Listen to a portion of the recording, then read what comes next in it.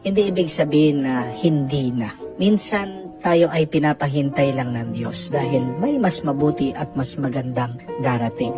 And remember, the best things in life takes time. If you want the best things in life, you really need to wait.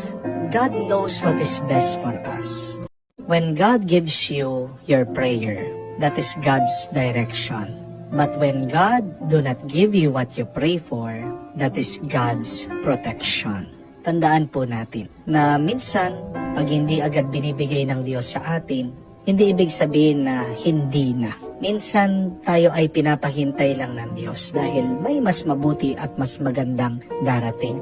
And remember, the best things in life takes time. If you want the best things in life, you really need to wait.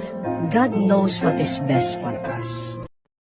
Hindi ibig sabihin na hindi na. Minsan, tayo ay pinapahintay lang ng Diyos dahil may mas mabuti at mas magandang darating. And remember, the best things in life takes time. If you want the best things in life, you really need to wait. God knows what is best for us. When God gives you your prayer, that is God's direction. But when God do not give you what you pray for, that is God's protection. Tandaan po natin na minsan, pag hindi agad binibigay ng Diyos sa atin, hindi ibig sabihin na hindi na. Minsan, tayo ay pinapahintay lang ng Diyos dahil may mas mabuti at mas magandang darating. And remember, the best things in life takes time. If you want the best things in life, you really need to wait. God knows what is best for us.